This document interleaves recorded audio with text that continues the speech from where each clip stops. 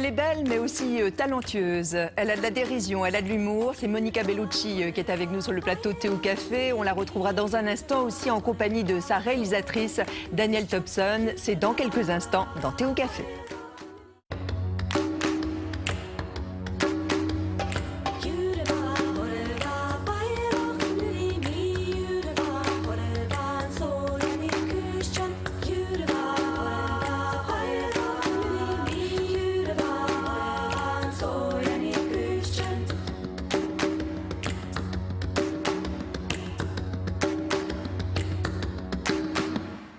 Bonjour, ravie de vous retrouver ce matin. Être belle n'empêche pas d'être drôle.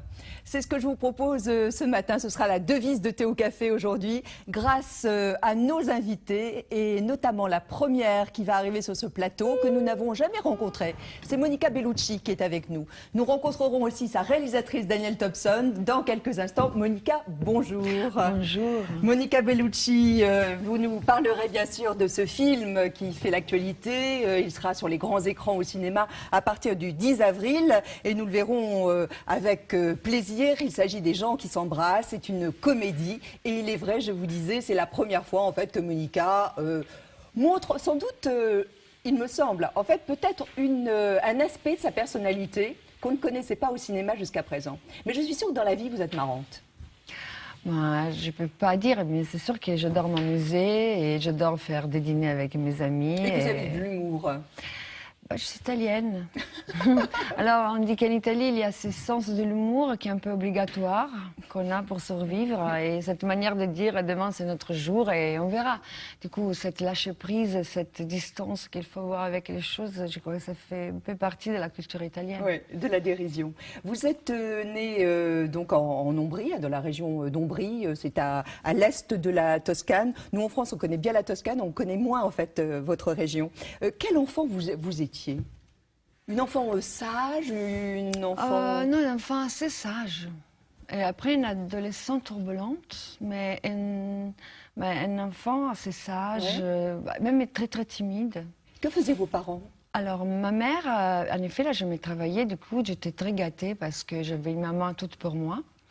Et mon papa avait une agence de transport et du coup c'était assez absent parce que pour voyager, pour travailler, il devait voyager beaucoup. Mais des parents qui m'ont eu très jeune. Et, oui, ils avaient quel âge? 20 ans, non? Ma mère, elle m'a eu, oui, à 20 ans. Et mon père n'était pas beaucoup plus âgé. Et voilà. Et ça, c'était beau parce que c'est des parents avec qui j'avais une communication incroyable. Toujours parler beaucoup. Quelle éducation ils vous ont donnée? Très libre. Très libre. Très libre, mais avec beaucoup d'amour. Et alors, c'était beau, parce que ce n'était pas la liberté donnée comme ça pour donner, mais la liberté donnée avec la responsabilité. Et alors que je pouvais tout raconter. Il n'y avait pas de tabou, il n'y avait pas d'interdit. On parlait de tout. On parlait de tout, mais quand je dis tout, je dis tout. Oui, jusqu'à éventuellement même la sensualité, l'éveil à la sexualité. Tout. Et ça, c'était merveilleux parce qu'en effet, ils étaient très modernes pour l'époque, peut-être, je ne sais pas, parce que je vois que même aujourd'hui... Non, mais juste parce que je vois que même aujourd'hui... Aujourd'hui, c'est même pire, je crois, parce que déjà, à l'époque, peut-être, on ne parlait pas à cause des tabous, et aujourd'hui, on ne parle pas à cause d'Internet. Dans le sens que c'est drôle quand on va au restaurant, parce qu'on voit les pères, la mère et les enfants, tout le monde est sur iPad. Et du coup, il n'y a plus de communication. Voilà, en effet, la communication, maintenant, c'est on regarde l'iPad tous ensemble, c'est très drôle. Enfant unique, ça vous a manqué de ne pas avoir de frères et sœurs? Ça m'a manqué quand j'avais 8-9 ans, oui, je commençais à sentir que je me sentais un peu seule. Mais j'avais beaucoup de cousins qui étaient comme des frères et des sœurs pour moi. Mais en même temps, c'est vrai, ça m'a manqué. Et peut-être que c'est pour ça que j'ai voulu des enfants, deux.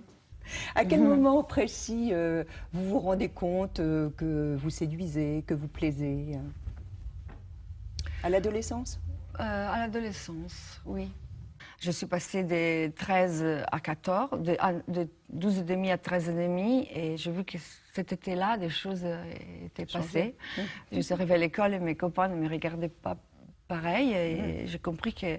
Je dis, c'est pas si mal que ça, surtout pour moi, que j'étais assez timide et que c'était compliqué pour moi d'aller vers les autres, et du coup... Ça vous a j'avais donné plus confiance? besoin. Non, alors que j'étais assez timide et d'un coup, c'était plus compliqué parce qu'en effet, les gens venaient à moi. Mais c'était encombrant, cet éveil à la séduction, cette beauté. C'était encombrant ou c'était jubilatoire? Non, c'était jubilatoire. Oui, c'était jubilatoire. Je n'ai profité. Parce que ça tombait comme des mouches? J'en ai profité. J'en ai profité et après, il faut faire avec, il faut grandir, il faut comprendre les limites de tout ça. Et si on ne comprend pas les limites de tout ça, on va se faire très très mal. Mais en amour, c'est vous qui menez la danse? Si c'est moi qui mène la danse, je m'ennuie énormément. Il faut qu'on ait deux à danser, non? On ne dit pas comme ça? Oui. Oui. Vous aimez bien J'aime, l'opposition?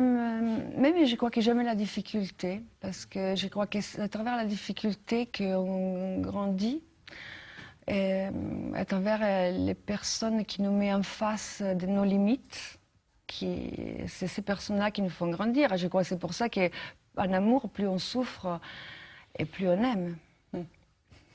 Parce qu'en effet, c'est ces gens-là qui te donnent la possibilité de voir qui tu es.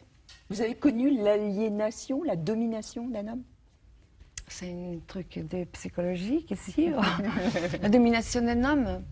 Moi, je ne sais pas vous, mais la vérité, je crois que déjà, je suis une femme et je viens des siècles de domination masculine. Et du coup, je crois que pour nous libérer de tout ça, même nous, même vous et moi, qu'on croit d'être des femmes libres, je suis sûre qu'on ne l'est pas.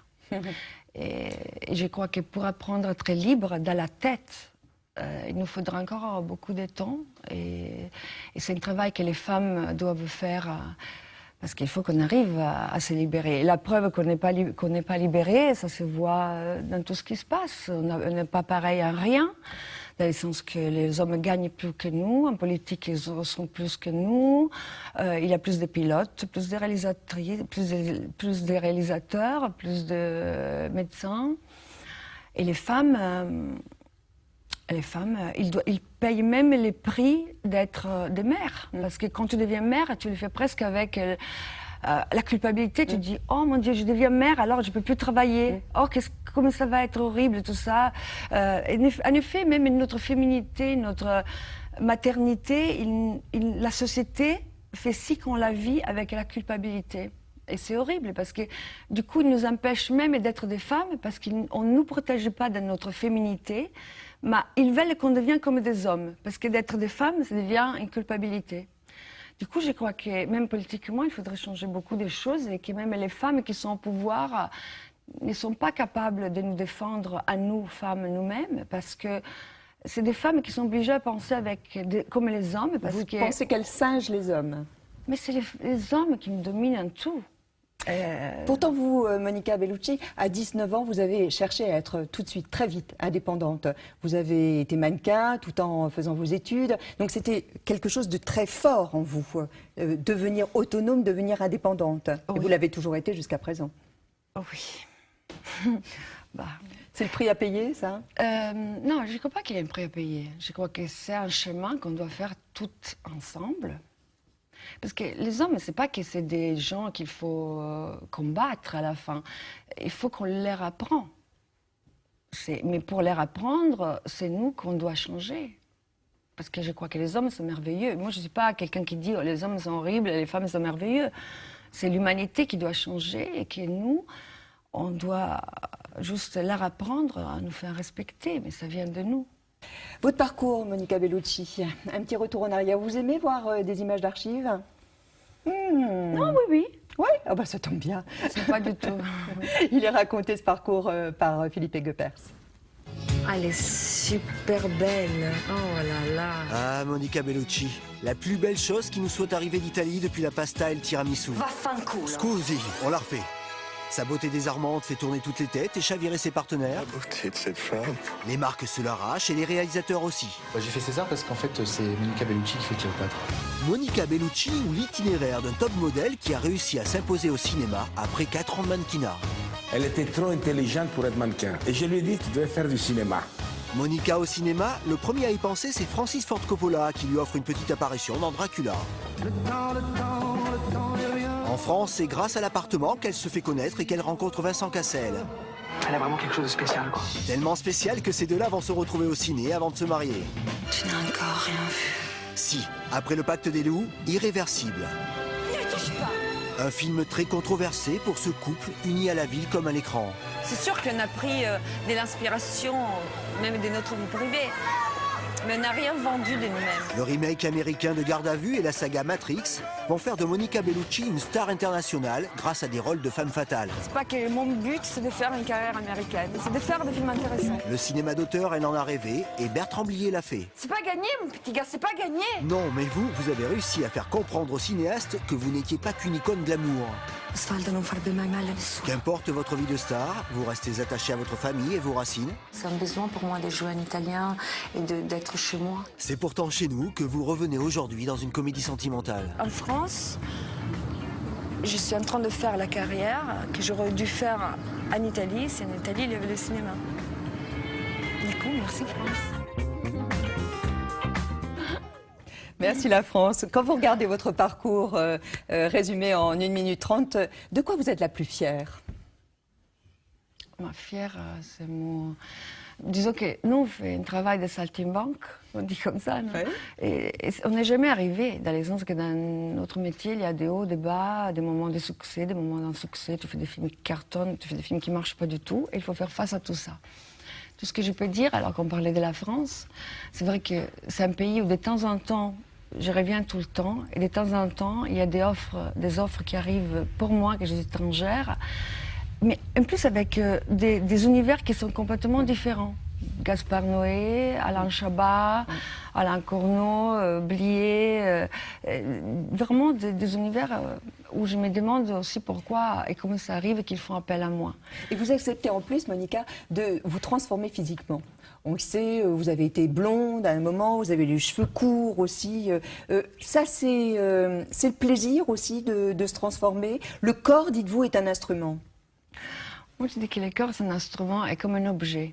Il faut l'utiliser comme un objet parce que c'est notre objet de travail, comme pour un musicien, un piano ou autre chose. Et voilà, et du coup, c'est super intéressant. Et en même temps, je dis que nous, les acteurs, mais je ne crois pas seulement que les acteurs, je crois à tous les gens qui font un métier artistique.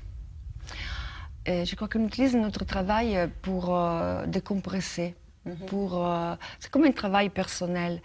Je crois qu'on a tous en nous de grandes folies et qui, comme ça, en faisant du cinéma, on est dangereux pour personne.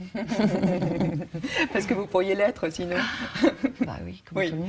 Vous avez fait paraître un livre très beau avec des merveilleuses photos. C'était aux éditions La Martinière. D'ailleurs, les droits ont été reversés, je crois, à une association qui construit des foyers, une italienne et une française, et notamment à l'adresse des femmes, des femmes en grande précarité ou menacées de violence. Vous avez dit que ce livre, c'était un adieu à la jeunesse. Vous vous considérez plus jeune aujourd'hui? Non. Moi, je crois que la jeunesse, c'est un état d'âme. Mais c'est sûr que l'état d'âme, le physique, prend un petit coup, il faut le dire, dans le sens que l'âge biologique, l'âge de la jeunesse biologique s'en va petit à petit. Mais je crois que quelque part, il y a une jeunesse de l'âme qui grandit, si on fait un travail sur nous. Et c'est un travail qui nous prend en vie, quelque part. Mais c'est un travail vraiment très intéressant. On vous regarde beaucoup, là, on voyait les photos, on vous regarde sur ce plateau, bien sûr, on vous regarde parce que vous représentez la beauté et la séduction, mais est-ce que vous pensez qu'on vous voit? Je crois que quand on ne nous voit pas, ça dépend de nous aussi. Il ne faut pas culpabiliser les autres. Quand on a beaucoup de peur, on se cache. Et si on se cache, on ne voit pas. Et je crois que plus la peur s'en va, et plus on s'ouvre, et plus il nous voit. Et vous pensez aujourd'hui que vous en êtes à quelle étape? Je commence à m'ouvrir. Donc ne plus avoir peur? Moins de peur. Pas que j'aurais... Bien sûr que j'ai peur, mais un peu moins. Du coup, je crois que je m'ouvre plus et qu'on me voit un peu plus. Est-ce que vous croyez que les femmes vous considèrent comme des rivales? Pas jamais. Moi, je crois que les plus grandes trahisons de ma vie, je l'ai eu des hommes. Les femmes, jamais. Vous avez une complicité avec elles? Oui. Parce que vous la cherchez? Vous la recherchez? Je ne sais pas, c'est naturel. Peut-être que dans une autre vie, j'étais un homme. Je ne sais pas. Est-ce qu'on joue différemment devant une caméra de femme? C'est-à-dire devant une réalisatrice? Alors, comme vous avez dit, pour mon amour pour les femmes, là, j'ai découvert une grande femme. Eh oui, c'est la première fois. Non, j'ai joué aussi. Disons que dans mon parcours, j'ai pu travailler avec des hommes qu'avec des femmes réalisatrices. Mais cette fois, c'était particulier, dans le sens que cette femme m'a vraiment épatée. Et cette femme, c'est Danielle Thompson. Voilà. Et il me semble qu'elle est là. Donc on va aller la rejoindre. Voilà. Bonjour Danielle Thompson. Bonjour. Nous nous sommes rencontrés déjà à plusieurs reprises. Absolument. Monica, vous êtes là. On va parler bien sûr de votre film. Alors vous venez d'entendre ce que disait Monica, mais ça vous le savez, j'imagine, elle vous l'a déjà dit. On se l'est dit, on s'est dit des choses agréables parce qu'on les ressent et on a envie de se les communiquer. C'est agréable quand tout ça est sincère. Comment vous êtes rencontrés? Comment vous avez pensé à Monica? Je pense qu'inconsciemment, on a pensé d'ailleurs avec Christopher Thompson quand on écrivait ce scénario. Votre fils? Oui, on a pensé à Monica. En se disant, ce serait tellement génial si Monica Bellucci pouvait... J'ai dit Bellucci parce que je ne la connaissais pas, donc nous parlions d'elle en tant que Monica Bellucci. Maintenant, je ne dis plus jamais Bellucci.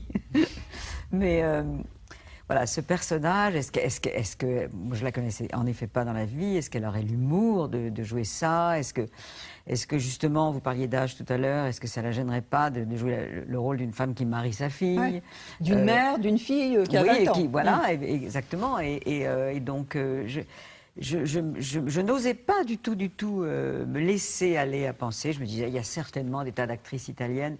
Vous parliez aussi de la grande époque du cinéma italien où il y avait en effet une grande quantité d'actrices italiennes auxquelles on pouvait penser. Aujourd'hui, le cinéma italien est beaucoup plus national et très peu exporté. On connaît mal les actrices italiennes. En fait, on la connaît, elle, beaucoup plus que les autres, parce qu'elle fait une carrière magnifique, une carrière internationale et aussi une carrière française. Donc, je me disais, un casting trouvera. Et puis, voilà. Et puis, on a envoyé le scénario aux agents quand il était fini. Et je veux dire que c'est grâce à Laurent Grégoire, l'agent de Monica, qui m'a tout de suite téléphoné en me disant, mais c'est un personnage pour Monica. J'ai dit, ah oui! Ah oui, tu crois? Il m'a dit, mais oui, il faut absolument qu'elle lise ça tout de suite. Monica, elle a eu la première, ce scénario, et elle est la première à m'avoir dit oui. Donc tout le reste du casting, c'est finalement construit autour d'elle. Monica, c'était un défi de jouer un rôle comme celui-là, qui est tellement atypique par rapport à ce que vous avez fait jusqu'à présent? Mais quand j'ai lu le scénario, j'ai dit, mais c'est incroyable que Danielle Thompson a pensé à moi pour ça, parce que j'ai jamais dégagé ça dans mes rôles, dans ce que j'ai fait jusqu'à maintenant. Et du coup, j'ai dit oui tout de suite. Je dis, c'est vraiment peps, elle est vraiment vivante. Et même pour jouer, c'était nouveau pour moi, quelque part, parce que, comme je dis, on ne peut pas la préparer avant, cette Giovanna. On ne peut pas lui donner le temps de la répéter. Parce que si tu la répètes, tu perds tous ces côtés spontanés qu'elle doit avoir, le personnage. Et en effet, même moi, je ne savais pas vraiment ce que j'allais faire 2 secondes avant de tourner. Et c'était même, au niveau jeu, c'était vraiment une découverte pour moi aussi. Monica, vous êtes la femme de Cadmerade, vous formez un couple un peu tape à l'œil. Un peu bling-bling. Un peu bling-bling, voilà. Vous êtes même une femme, donc on le disait, superficielle, assez écervelée. Quels sont les arguments pour défendre cette femme? Écoutez, en effet, vous l'avez déjà dit, elle est cervelée. Ça veut dire qu'elle a un côté elle est un peu conne. Ouais, j'ai pas peur de le dire. Elle est un peu conne, elle est un peu superficielle, un peu bling-bling. Son mari est riche et sûrement elle a besoin d'une femme comme ça à côté de lui pour avoir un grand plus de lumière. Parce que c'est un homme qui aime la lumière. Mais en même temps, elle a un fond de vérité. Elle est touchante. Elle n'est pas très intelligente, mais elle sait aimer. Et quand tu dis elle sait aimer, c'est vrai. Elle aime son mari, elle aime sa fille, elle aime la famille, elle a l'essence de la famille. Elle ne devrait pas parler, dans le sens que chaque fois qu'elle ouvre la bouche, elle dit n'importe quoi. Mais on ne lui en veut pas, à cause de cette capacité qu'elle a de donner aussi. Elle est sympathique, hein? Elle est sympathique, elle est très sympathique. On regarde la bande-annonce. Du bonheur d'avoir été adopté par cette famille généreuse. Figlio di puttana! Lumineuse. T'es un enfoiré! Brillante. Va te faire foutre! Mais quel con! Alors sous prétexte que t'es un grand artiste, mais t'es un dictateur, t'es un égocentrique, t'es un emmerdeur! Voilà! Il va nous faire chier. Je le sens. Il y a une pièce climatisée? Santa Maria Madre di Dio. Je me suis juste arrêtée à une brocante. C'est elle la brocante. Toi, les rabbins, va fanculo! Ça me fait chier de pas aller à ton mariage. T'es célibataire maintenant. Non, je suis veuf, papa, je suis veuf. Quoi, mais ça revient au même, non? Bah, priez, mais je vais dormir. Musique! It happened in Monterey a long time ago. I met her in Monterey. Quand je vous entends papa et toi, je me dis que j'ai bien de la chance d'être unique. Tu sais, un frère, c'est comme un miroir. Ça fait pas de mal de temps en temps d'y jeter un coup d'œil. Ma devise favorite. Oublie tout ce que tu donnes.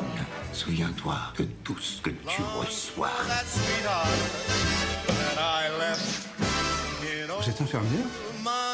Je suis sophrologue. Moi, j'ai le droit. Ne t'inquiète pas, je ne dirai rien à ta mère. Pas mal quand même, hein? Des gens qui s'embrassent. Monica, vous qui avez souvent joué plutôt des rôles parfois très durs, très violents, assez dramatiques, là c'est quelque chose de très léger. Comment on trouve les ressorts de la comédie? Mais la vérité, c'est que Daniel raconte derrière la légèreté des grandes profondeurs. Et cette comédie, c'est ça. Du coup, c'est la poésie derrière les quotidiens. Mais il y a du rythme, j'imagine, à donner, non? Bah oui, mais vous savez, moi non plus, je ne savais pas d'avoir le rythme pour la comédie. En effet, je l'ai découvert avec Daniel, parce que moi aussi, je faisais les scènes et après je dis mais qu'est-ce que je fais là? C'était des choses qui sortaient comme ça, tout seul, tout seul. Et la scène la plus déroutante pour vous? Bah, je sais pas. Moi, je crois que vraiment Daniel m'a donné la possibilité de faire rire tout le temps. Et j'ai vu l'autre soir à la première. Moi aussi, c'était la première fois que je voyais le film avec un public. Et j'ai vu les réactions du public et j'étais vraiment très, très contente parce que c'est la première fois que je fais rire. Ça, c'est un bonheur. Oui, assurément. Ouais. Oui. Ça vous donne l'envie de continuer dans ce registre-là? J'adorerais, mais c'est très compliqué de trouver des comédies bien écrites, et surtout des rôles de femmes bien écrits pour la comédie. Pourquoi pas le théâtre? Parce que, je vous dis, moi, je fais les choses très lentement. Je prends beaucoup de temps. Je fais tout en retard, les enfants en retard. Tout, je prends mon temps. Et du coup, le théâtre, ça va venir. Ivry Guitlis, formidable. N'est-ce pas? Alors, grand violoniste, devenu comédien. Là, avec lui, on parle quand même de vieillesse, d'âge, même de la maladie d'Alzheimer, parce que parfois, quand même, il lui manque la mémoire. C'est vraiment l'antithèse du film de Haneke, Amour. Oui, d'abord, je touche du bois, il se porte très bien. Moi, j'ai beaucoup aimé Amour, mais c'est vrai que ça ne ressemble pas du tout à ça. C'est surtout une manière, en effet, de rire de cette maladie terrible qui touche beaucoup de monde et sur les familles aussi. Et donc, mais il y a des moments drôles. Et puis, parce que quand on est désinhibé comme ça et que tout à coup les souvenirs surgissent de manière très très précise, justement, de tout ce qui s'est passé avant, on peut balancer des choses incroyables qu'on n'a jamais racontées à sa famille. Et je trouve que c'est formidablement drôle aussi. Oui. Et donc j'avais envie d'en parler aussi d'une manière comique. Dans la distribution, il y a deux frères qui s'étaient jamais rencontrés en définitive. Enfin, les acteurs. Les deux comédiens, non. Non. Je sais pas. En tout cas, ils n'avaient jamais travaillé ensemble. Ouais. Alors eux, ils ont vraiment une vision très différente, un regard très différent sur leur religion, sur la religion sur leur vie en juive, général. et sur leur vie en général, absolument. Il y a Kad Merad qui est votre époux. Il a été très impressionné par vous, Monica, mais ça il a dû déjà vous le dire. Mais il nous raconte quelques petits moments de tournage qui ont été des grands moments pour lui. Kad Merad. C'est la French Touch, Daniel Thompson. C'est-à-dire qu'elle a rien envié aux Américains ou aux Anglais dans leurs comédies qui abordent toujours ces sujets de société. Voilà, il y a toujours un fond profond, sensible qui nous fait réfléchir. On ressort des films de Daniel Thompson différents. Sophrologue, excusez-moi, J'accompagne l'être humain dans sa profondeur. Je le calme, je le valorise.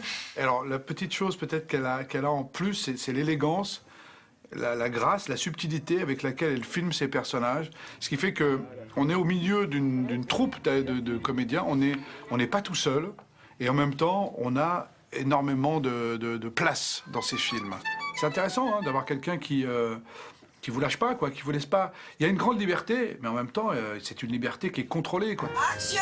Elle se comporte comme Monica dit comme un chef d'orchestre. Elle a raison, c'est-à-dire que c'est comme un chef d'orchestre qui va diriger chaque instrument de la même manière, quel que soit le nombre de mesures qu'il aura dans la partition. Vous voyez, c'était une bonne métaphore que Monica a trouvée. D'ailleurs, j'aurais bien aimé la trouver à sa place, mais bon, je vais dire que c'est moi, d'accord? Voilà. Moi, je trouve que Daniel, c'est un peu comme un chef d'orchestre, vous voyez.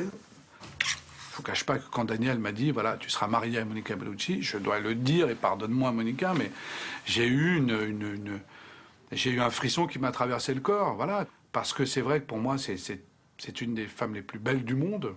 Tu seras jamais moche. Et puis très vite, derrière la beauté, apparaît une actrice, quoi, qui a apporté au personnage tellement de folie, quoi. Elle joue la conne, mais d'une manière incroyable. Oh, Madonna! Sans jamais être dépassée même par son personnage. Qu'est-ce qui lui prend? Monica, c'est le tempérament de feu, mais en même temps très posé. C'est-à-dire à la fois, elle peut s'emporter, mais en même temps, pas calme.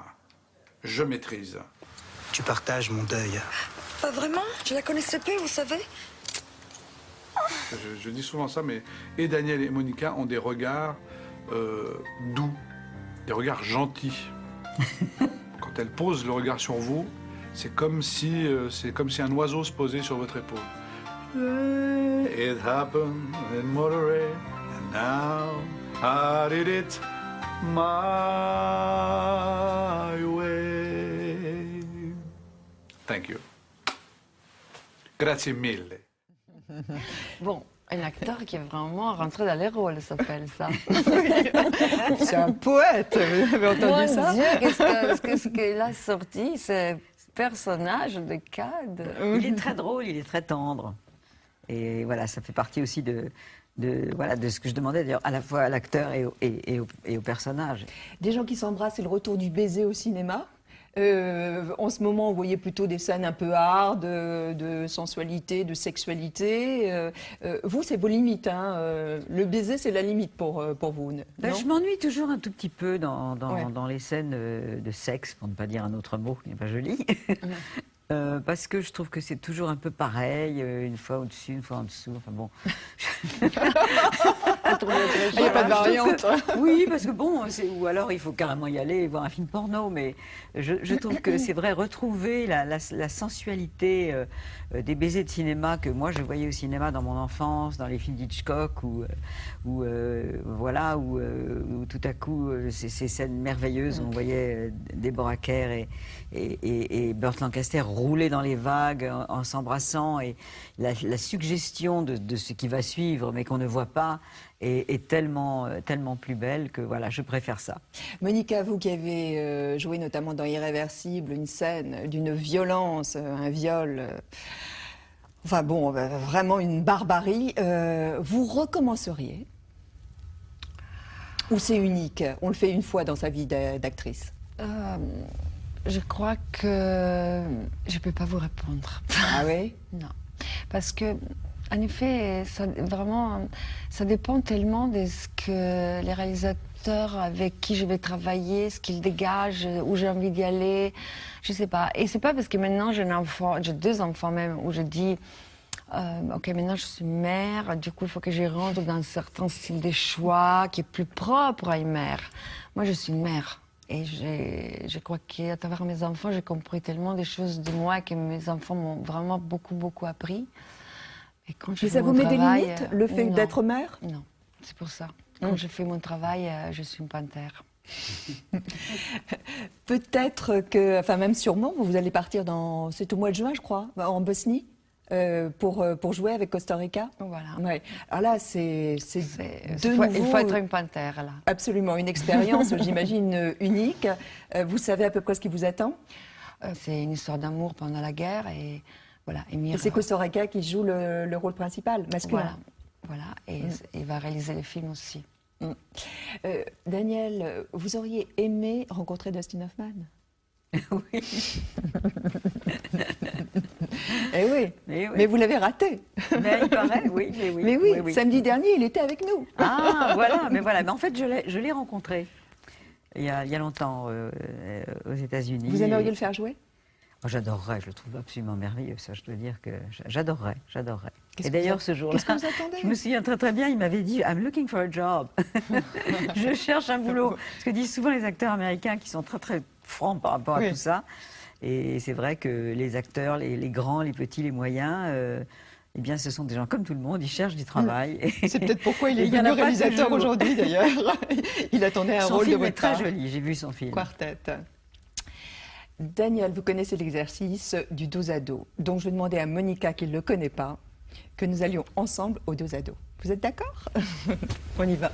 Dos à dos, dos à dos, dos à dos, dos à dos, dos à dos, dos à dos. Dos à dos avec vous, Monica Bellucci, des réponses du tac au tac. Qu'est-ce qui est insupportable quand on partage votre vie? Tous mes voyages, je crois. Votre absence. Ouais.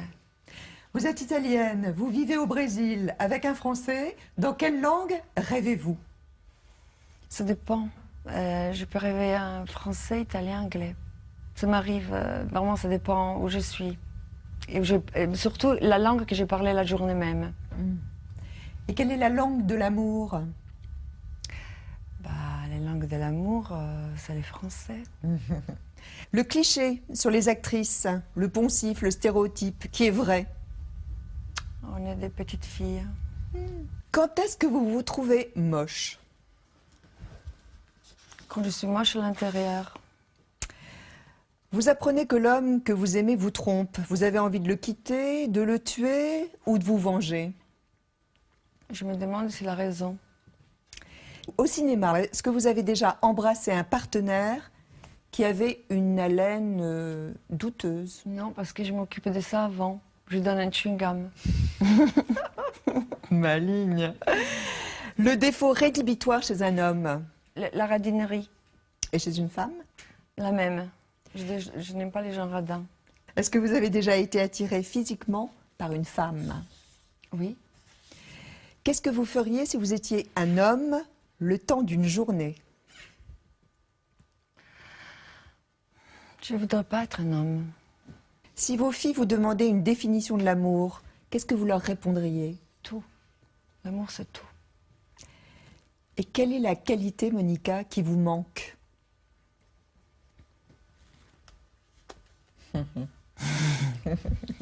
La précision. Et comment on dit? Je ne suis pas très... Je peux être un peu bordélique. On dit ça? L'organisation qui vous manque. Si je vous dis Marisa Monte? Une chanteuse que j'adore. Pourquoi? Parce qu'on le savait. Vivo pensando em casar, juntar as rimas como Le Brésil, pourquoi vous avez choisi de vivre au Brésil? Mais justement, en effet, je ne vis pas qu'au Brésil. Disons que le Brésil, c'est une base en plus, que je continue à vivre entre l'Italie, l'Angleterre, la France, et le Brésil, c'est juste une base en plus. Vous avez appris le portugais? Je parle un petit peu, mes filles parlent parfaitement. Moi, je parle juste un petit peu. Quand vous aurez terminé la promotion du film, vous allez repartir au Brésil? Là, je repars d'abord en Italie, après au Brésil, et après je reviens parce que je commence à tourner pour très longtemps. Et quand est-ce que vous les voyez, vos filles? Elles voyagent avec moi, ça veut dire que la petite est toujours avec moi. Et la grande, si je pars pour longtemps, je prends un tuteur qui fait les leçons. Je reste jamais longtemps sans... Vous voyez, vous êtes bien organisée en définitive. Oui, mais... Disons que je suis mal organisée pour les petites choses, mais les petites choses peuvent créer beaucoup de gros problèmes. Marie Laurencin, exposition, je vous l'offre. Merci beaucoup. C'est le catalogue de l'exposition. Il y a presque que des cadeaux pour vous. Le cinéma italien, parce que vous le connaissez, vous l'avez déjà, aux éditions La Martinière. C'est un très beau livre, vous l'avez apprécié, je sais. Et puis, alors, aussi, Monica, c'est pour vous. Alors, c'est un clin d'œil, on termine avec ça. Regardez. Oh maman. Voilà, on sait que vous êtes gourmande. C'est magnifique, merci. Même Daniel est gourmande, on est tous les deux très gourmandes. Voilà. On est trois. C'est un château honoré, me semble-t-il. J'adore, Ouais, merci. voilà. Ah, on va Mais c'est vrai goûter, que vous là. vous privez pas parce qu'on a du mal à le croire, ça. Mais Daniel. Il mange très bien. Elle mange très bien. Je suis C'est une épicurienne. On a mangé, Vous êtes témoin. on a mangé 3 meringues par jour, des fois. Bon, on va continuer comme ça, alors. Ça nous C'est rassure. partie de la joie de vivre et elle a de la joie de vivre. Assurément. Maurice Gontard, exposé sur le plateau Thé au Café aujourd'hui. Il expose jusqu'au 20 avril à la galerie Schwab-Beaubourg, rue Quincampoix à Paris dans le 4e. Il crée dans ses tableaux, dit-il, un climat, une ambiance dans lesquels chacun peut se projeter. Retenez son nom, Maurice Gontard. Merci beaucoup d'être passé sur le plateau Thé au Café. Merci Monica. Vous reviendrez nous voir? Bah oui. Parce qu'on ne s'est pas tout dit. Hein. Ah mon Dieu, c'était deep. Demain, c'est Jean-Christophe Ruffin, l'académicien, l'écrivain aussi, qui sera présent sur le plateau de Thé au Café. Portez-vous bien. D'ici là, vous passez une très bonne journée. Dans un instant, on vous demandera à toutes deux un petit bonus, ça c'est pour Internet. L'émission, elle sera rediffusée cette nuit sur France 2 et vous pourrez la revoir dès que vous voulez, à la fin du générique, sur replay, en libre service. Portez-vous bien, passez une très très bonne journée. Merci d'avoir été présentes l'une comme l'autre. Merci Daniel, merci Monica. Au revoir, à demain.